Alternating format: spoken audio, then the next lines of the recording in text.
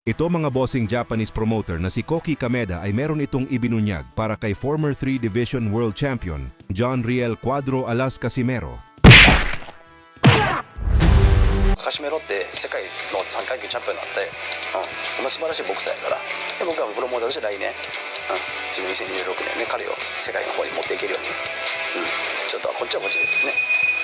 So unang sinabi dyan ni Kameda, naging 3 Division World Champion nga raw itong si Casimero. Kaya kamangha-mangha daw ito ayon kay Kameda. Kaya dapat daw na madala nila si Casimero sa pangdaigdigan na entablado sa susunod na taon. Ibig sabihin po dyan ni Kameda mga bossing, gagawa sila ng paraan para magkaroon ng malaking laban si Casimero sa 2026. Wala naman binanggit si Kameda kung ano ang eksaktong buwan ang susunod na laban ni Casimero. Ito ay marahil kakatapos lamang ng laban ni Casimero sa Japan. Pero ang maliwanag nga po dito mga bossing ayon kay Kameda ay mabibigyan nila si Casimero ng malalaking laban sa susunod na taon.